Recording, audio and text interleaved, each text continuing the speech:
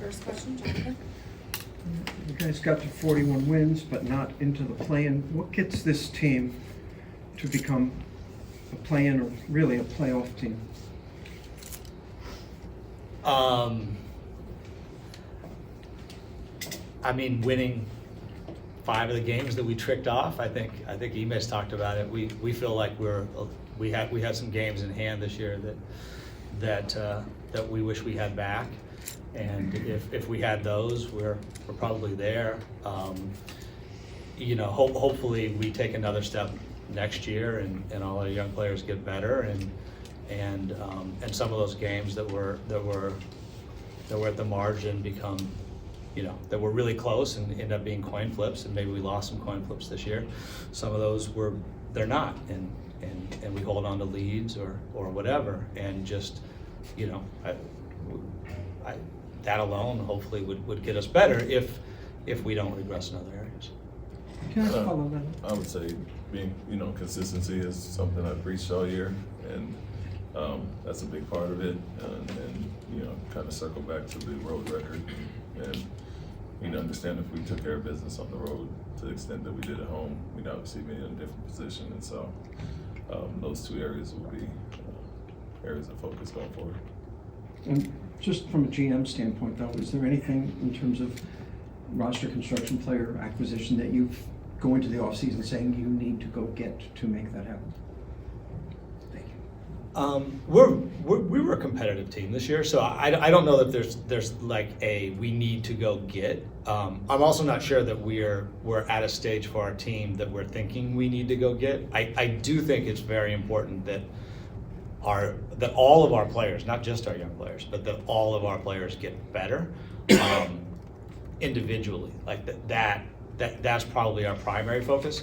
It's not to say that I'm not going to be aggressive this offseason looking at things that potentially make our roster better. I absolutely do that. It's probably the most core part of my job. But we're definitely not feeling the pressure of we need X. I think we feel good that we have a well-rounded roster with lots of talented players, and it's a lot of it is on our current players to add to their skill set to get a little bit better. They're very young. It's the expectation. And then you add Tari to the mix and Steven Adams to the mix, and another year off season under our belt to kind of hit the ground running. I think look at all those things, and it should be quite a bit of improvement just with that. Right. Hey, Coach, you said in your introductory press conference that your coaching style was upfront, honest, and blunt. To an extent, I think the players respect that honesty and straightforwardness. How long did it take for the players to adjust to that, especially the ones that were, before you got here, were considered the rising stars, and at some point you had to bench some of them? How did they take that, and when did they adjust to that? I think it was pretty immediate. We spent a good amount of time in the offseason together, and so that was never a secret. They understood that coming in, but it wasn't like I was just coaching them for the first time once we started in preseason. They understand who I am, and we've had a ton of conversations leading into the season. So, that's the coaching piece. As far as the benchings or whatever it is, I think guys understand what they do on the court is going to be rewarded. And so,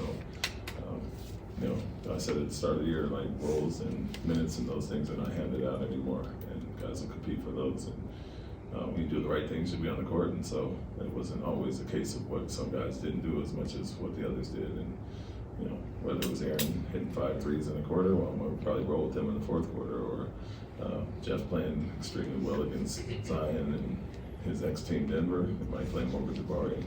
But for the most part, we understand our young guys and our future guys are really going to hold it down most nights, and they'll be rewarded by that. So expectation coming in was those things will be earned and nothing's determined. So I understand, you don't give away those 5 games, easier said than done. Of course, then you're in the playoffs with play-in. But coach, from a micro level, what do you want to see your guys do that doesn't allow just those 5 games to get away? On a micro level, what needs to happen with some of these kids that they don't allow that. And I know consistency you mentioned before too. Yeah, growth in all those areas where, you know, you're going through it for the first time with us. I think we got better throughout the season and just limiting mistakes and improving in all those areas. You know, we got off to a good start, and you saw a big jump from guys. And we, like I said, we kind of plateaued in the middle of the season and finished off stronger. But just the fact that we have a year under our belt, those experiences that they don't have to go through for the first time, understanding what we're requiring of them will be a lot different. So when we talked about it, although Fred and Dylan and some veterans came in, we still want to see our young guys take the step, and that internal growth would probably push us the furthest. And you've seen that throughout the season. You saw Albie take a big jump early in the season, Jabari as well, and Jaylen kind of caught on later. But just from those consistency standpoints, if those guys take those jumps, and you know, we're in a different position than we were. So I think this experience, more so than anything, will benefit us and get to hit the ground running next year. Hey, Mr. Stone, you talked about, you know, you feel like this team is more well-rounded, but where do you believe, or what are some of the attributes you would like to add on to this team for this upcoming offseason? Yeah, I mean, I like my team, so I think potentially we're just bringing back everybody that we have, and it doesn't mean we won't look at things, but I don't think we're sitting here today feeling like, oh, we need to go get X at all. I mean, as Ime pointed out, we're very much looking forward to getting Tari back with us. He's an enormous part of what we do. We're ecstatic that we have Steven Adams, and we think he's going to add, you know, a real element to us. So just kind of the guys we have in the locker room today are guys we're excited to bring back. And so, yeah, so we'll look at things, but I think it's not, I don't view our roster as we're missing X, we need to go find it. I think, you know, the job is to try and identify really talented basketball players, and if we find somebody who we think on their own merits is very special and it makes sense, we'd look strongly at that, but it's not, from my perspective, like we have a gaping hole. Either of you both can answer this. Jaylen's late season surge was a real story of the season. I'm curious, did you have any parting words or advice for him before you guys broke for the summer, so to speak? Do it earlier. And I'm playing right now. So, no, but you know, like I said, everybody learns and adapts to things on their own speed. And he was a guy that I probably pushed harder than most to improve all around and not just be labeled on one end of the court as a scorer only. You know, you have that athleticism and that competitiveness. You know, you can do it on the defensive end. You get to anywhere you want on the court and make the right reads, and you know, not take the contested shots. And so some things that he's done his whole life were being challenged. And so for him, it was just, this is who you are. And although you had your ups and downs, the thing about him I love is, like I said, his resiliency. He played 82 games, played through injury, fatigue, frustration, and never complained about it, never wavered from his work that he put in, and was rewarded with that toward the end of the season. So, yeah, that's the biggest thing. Like I said, it takes time for everybody, and you see the talent, you see the potential, and to see him fight through that and achieve that late in the season, we're all very proud of him. Kim? Coach, can you talk about where you saw the biggest growth? Like when you got here initially and took over the team, went through the season, where was the biggest growth, and what is it? Is there anything about the team that surprised you or that you learned along the way? I would say the growth of overall IQ of the team. You know, that's an area that improved throughout the season and got a lot better toward the end. As I mentioned, limiting the same mistakes from happening over and over, and I think our IQ as a group grew.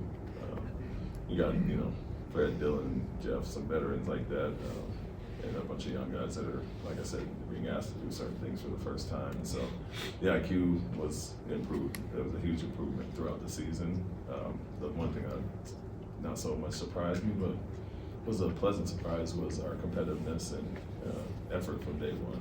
And so we were competitive first day we got on the court with each other, to preseason to early season games, and you saw that fight, and little bit of toughness come out as the season went on. So that was a good surprise. Like I said, I'd rather have guys that you have to pull back some than really get them kick-started, and so our group kind of embraced that. It was a welcome surprise. Okay. Rafael, you have two guys going into year 4 in Jaylen and Shingun that are extension eligible this offseason. Are you open to having those conversations, and how important are those two guys to the long-term puzzle and what you're trying to build? Yeah, they're both super important to us. To double down on what Ime said, I'm proud of Alfred for he actually had a rough camp, and like you could see like a switch turn from him really early, and so we asked hard things of him too, or Ime asked them pretty bluntly, which that's great, and I thought he had a really good year, and the thing I actually talked to Jaylen, I don't know, 3 or 4 days ago. We talked for quite a while. And on-court success is what it is. Like, no one's ever trying to miss shots, right? And so, like, the ball goes in, it doesn't. It's that ends up being really important. So I don't want to say I don't care about that, but in terms of dealing with people as people, the one thing I did tell Jaylen was I'm very proud of how tough he was this year, on and off the court, just mentally. And to me, that's what's required to be successful. So just to double down on that comment. Anyway, that's what I got for you. Chance. This is a separate one for each of you. Rafael, I'll start with you. With the announcement of your extension, what does it mean to you to have an opportunity to continue to build on what you started? And then Ime, for you, is a separate one. We talked about the growth of the players, but what about for you personally? How did this year challenge you? And what ways do you feel like you got better, whether it was X's and O's, player development, or whatever it might be? Very happy to be here. Obviously some news leaked today. We've been in bed together for a while now, and I'm very thankful to Tillman and the Fertitta family. They've been great people to work for and with. Thankful to Ime and his staff. Likewise, it's been a really, really enjoyable year. I do think that we have the chance to build something very special here, and that is very much my goal. I want to build, the absolutely best team that we possibly can, something built for sustainable success, and I think we have a very good chance of that. So I am excited. Yeah, for me, and it's a new challenge with the youngest team that I've coached for sure. I mentioned the parallels between here and Boston. We're not as far off as you would think, and so I had that to kind of lean back on. But I learned that I can find joy in some struggle, and keep a good attitude at times. And that's the staff and the players and guys you enjoy being around. So as much as we talked about the start of the season with all the players, ending at 500 might be an accomplishment in people's eyes. It's not going to feel good at the time, ups and downs, and they're pretty much winning one, losing one, although we did it in a lot of different streaks both ways. And so, for me, it was really how to adjust to a young team that you really have to get their IQ up. Is a lot more teaching than coaching at times. And so when you have the foundation and the IQ and the things I mentioned, I think you can get to the basketball schematics and coaching, but there was a lot of firsts for guys, like I said, that we required of them, but also that some of them have seen in the first place, and so it was good. I think the mix of young guys and veterans and the group in general was a pleasure to work with, and like from a competitive standpoint, we had that from day one. It was just a matter of getting up to speed with everything else, and so as I mentioned, it's not good to be done in April, for the first time, never making the playoffs. And I think what we echoed to the guys, on the last day was let this be the last time that we're, not playing and not be the norm for you guys. It's at this time of the season, you should be preparing for what's to come and what really matters, and let's achieve that next year. Sure. This is for Mr. Stone. In this upcoming draft, you have another top 10 pick, and of course, you already have several young players that are going to need minutes going forward. How much is that going to factor into whether you keep that pick or maybe trade it to try and improve the team? Yeah, I mean, it for sure factors in, so we'll definitely take a look. You know, we have to kind of do the evaluation of the whole draft. Kind of one rule of thumb is if you can get a really special player, you get him, because you can't control the timing, and so anytime you can do it, you just do it. The flip side is we're extraordinarily excited about our young guys now, and there's not an obvious source of minutes for anybody coming in. That applies equally well to, maybe even more so, to a veteran coming in. So I think, you know, we'll just have to look at it in totality and try and figure out what makes the best sense for us, and we'll do it. Rafael, are Tari and Steven still on track for training camp, and do you have anyone else who might need to have some sort of procedure now? I hope no, for the last one, not that I'm aware of, and yeah, they're both easily on track. And you've always talked about wanting to win a championship, that's the goal.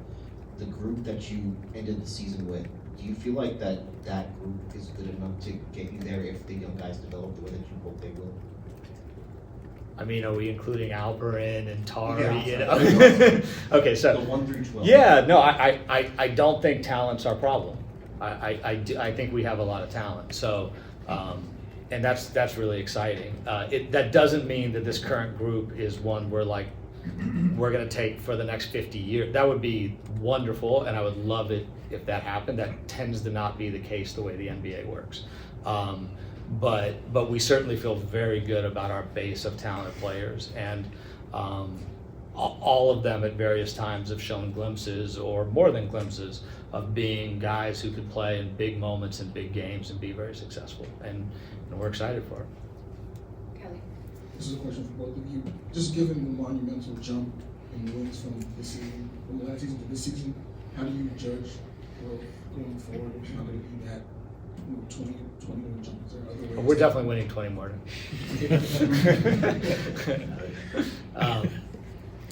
You know, I think when we sat here last year, you guys asked me, maybe even been you, Kelly, asked me about, can I put a number on the number of games we had to win to see, you know, and I said no. I would say the same thing again. Like, you take each year as it is, you know, the only team that should feel really good at the end of any given year is the team that won the championship. So there's one team out of 30.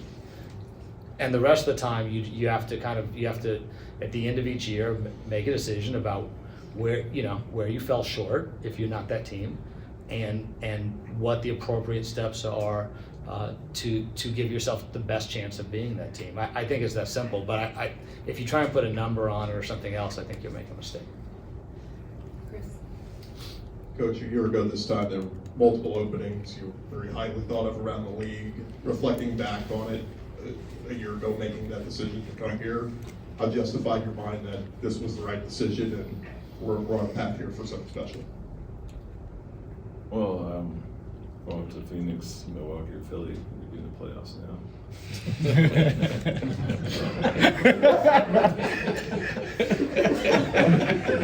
But he wouldn't have me, so you know. But no, it was, you know, other than this in Detroit, and I think Toronto immediately opening up right after. These were the ones that were, you know, in front of me at the time, and some I had no interest in, and this was obviously one.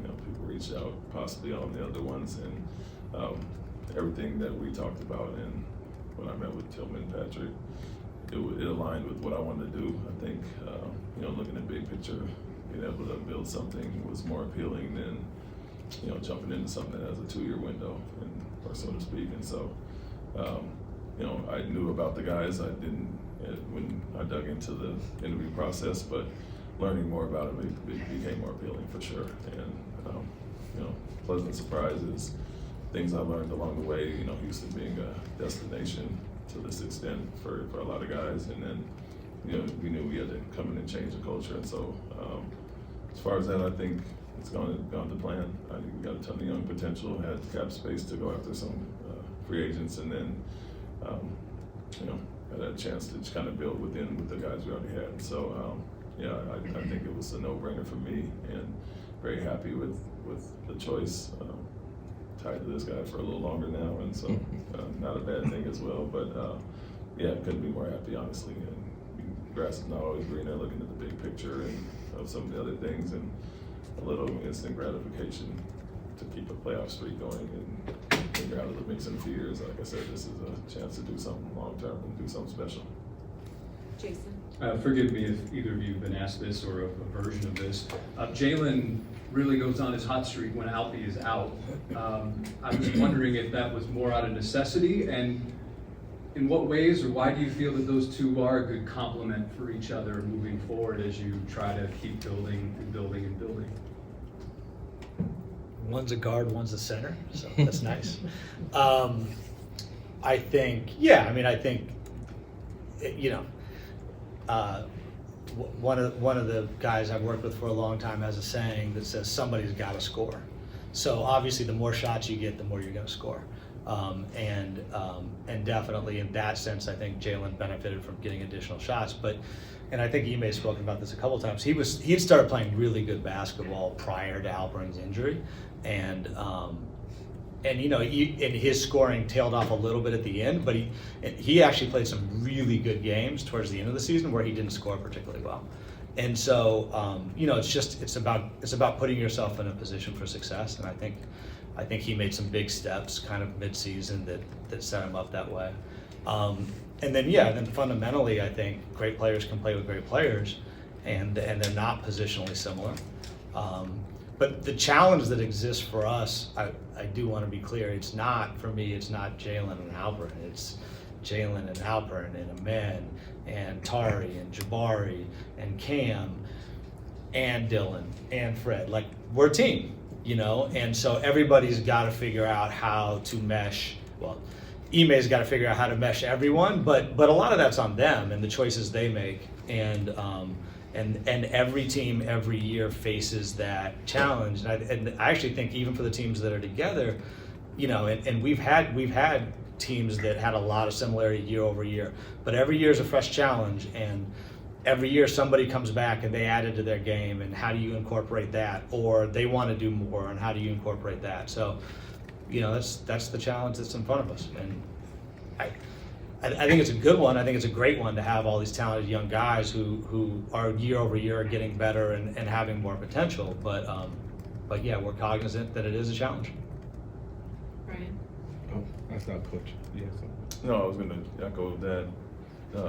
Obviously, Jaylen had more opportunity with Alperen being out, but they're not duplicates as players, you know, and they have contrasting styles and what they bring to the table. And so, you know, early on we really leaned on Fred, you know, to get us into sets and to kind of initiate everything and wanted to get our turnovers down and all the things we tried to achieve this year. And Alfie being one of the top low post scorers, you know, Jaylen wasn't going to have the same opportunity he's had in the past. And so sometimes it comes down to, you know, making shots, and he was taking the right shots and learning and growing as the season went. And so with the ball in his hands, he goes on a hot streak from a scoring standpoint, and you can obviously ride that a little bit longer. And so to Rafael's point, he was really playing good before Alfie went down anyway. And so, you know, looking forward to that combination kind of meshing next year with more experience and understanding of what we're looking for from both of them. And, you know, it's funny, like they said that about Jaylen Brown and Jason Tatum, can they, you know, mesh together? And it's a lot of times it's the guys that every team would want. You know, everybody would want Jaylen and Alfie on their team, and I think it's a no-brainer that can work, and we'll see that going forward. Coach, you come from a background, a family where, you know, it's all about hard work. You know, it's no time to feel sorry for yourself. You know, there was some things said about you, some scrutiny coming in before the Rockets hired you. Do you feel like now, after 1 year, that redemption story for you is not only for you, but for those young men that's in that locker room, and also your son as well? Yeah, I mean, I don't really look at it as you know, having to prove something from a basketball standpoint. You know, mistakes were made in the past, and I was entrusted to come back and, you know, lead this team. And so for me, it was getting back to what I love to do, and for the team, it was, you know, helping them get on the right path. And so a little bit of both. I mean, you're happy for the achievements that the guys have, you know, stepped up and achieved this year, but you know, we still have work to do. And for me, you know, it's not like I'm holding grudges or keeping count of who said what. it's on to the next and kind of put mistakes behind you and move forward. And so, yeah, I mean, that's my mindset on it. And obviously the guys, we wanted to achieve more this year, no doubt, but a lot of them had a lot of success for the first time and played meaningful games. And so you'd like to see them rewarded for what they've been through and what they've achieved and accomplished this year. And, yeah, we're good for that. Michael. You mentioned how you spent some of last summer working with the guys before training camp. Do you have similar plans for this summer? Anything set up for that? Yeah, I mean, we're always, being around the guys, and it seems like a good number will be here, especially the core young guys.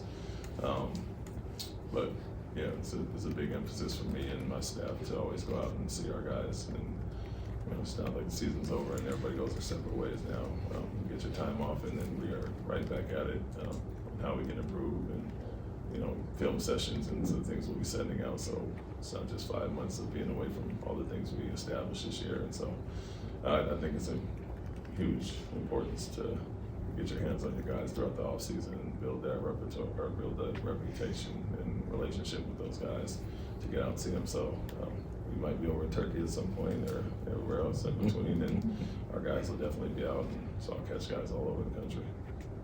Well, There were obviously a lot of questions about this team coming into the season, like what guys would step up, who would be here, who's a good fit for the team. I'm sure you had your own questions coming in as well. I'm just kind of curious, what one or two questions that were really answered one way or the other for you now that the season's complete? Yeah, as I mentioned, our competitiveness from day one.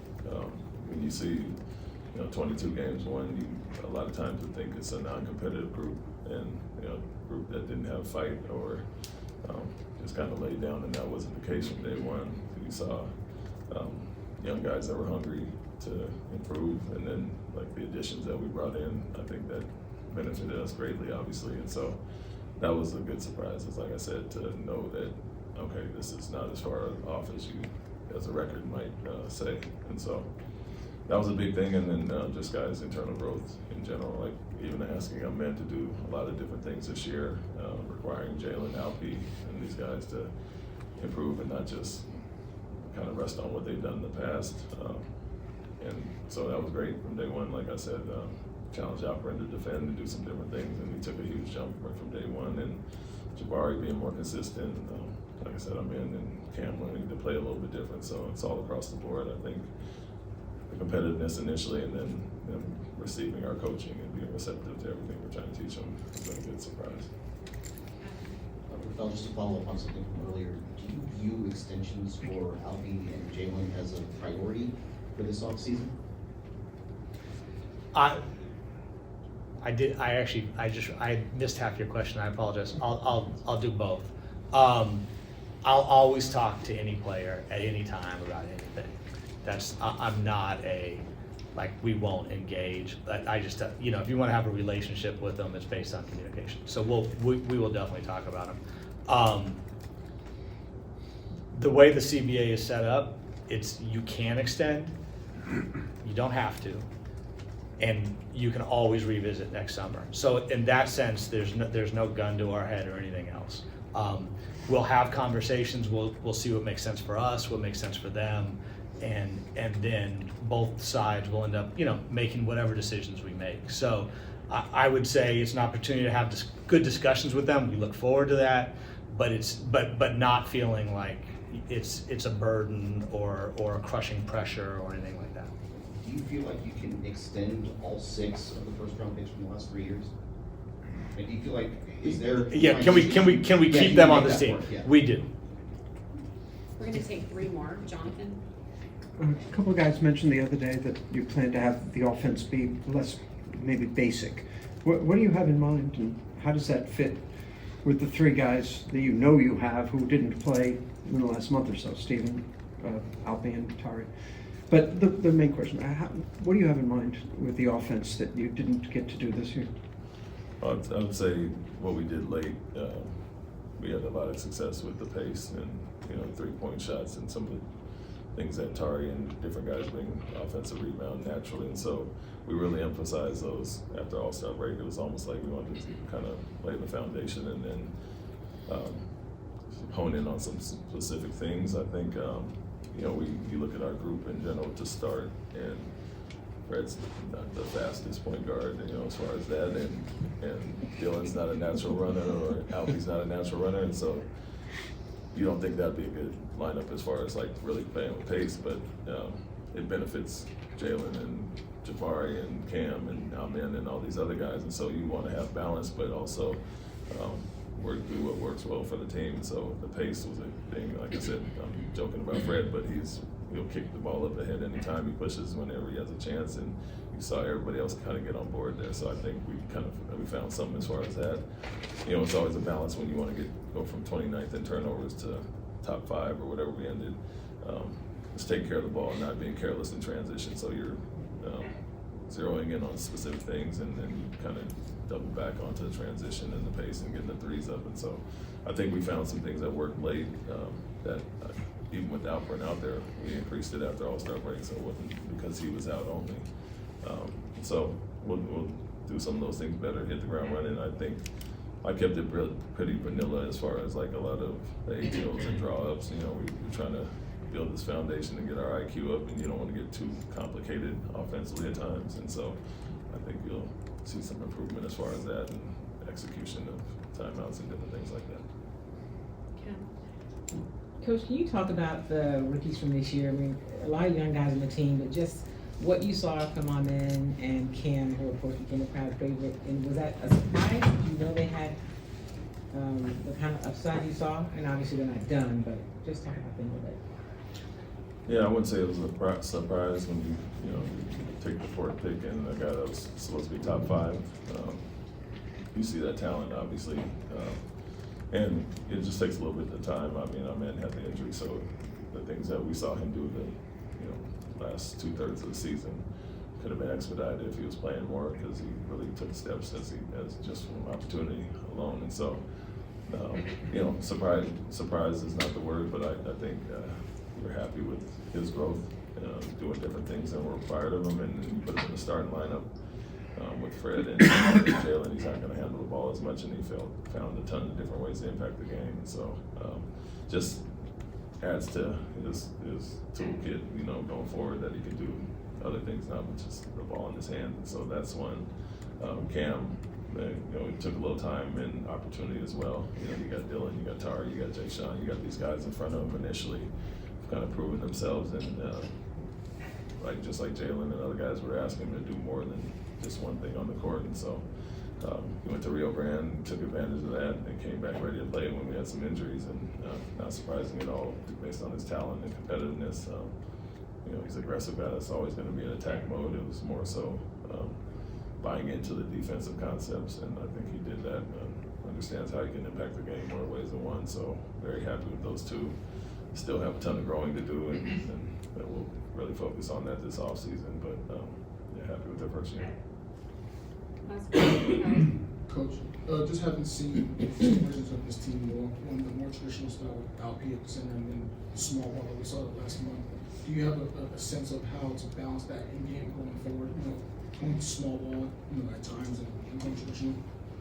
Yeah, I think they both work well, and like I mentioned, just because you have guys that are not natural at one thing doesn't mean you can't play with that pace, and vice versa. And so, we want Alfie to improve his shooting and do some of those things, and we're requiring other things of other guys. But I think we had two different styles, somewhat anyway. And Jeff at the small ball 5 most of the year when Jock was not playing as much, and so we saw both work, and albeit differently at the end of the season with Jabari at the 5. I think they both can complement our team. And so, we got these athletic guys coming in off the bench, but we kind of applied that to the first unit as well. And anytime you have a local scorer threat like Alpern, it only adds to the mix, and I think it bodes well for us going forward with our versatility, because we got guys we can use in multiple different spots.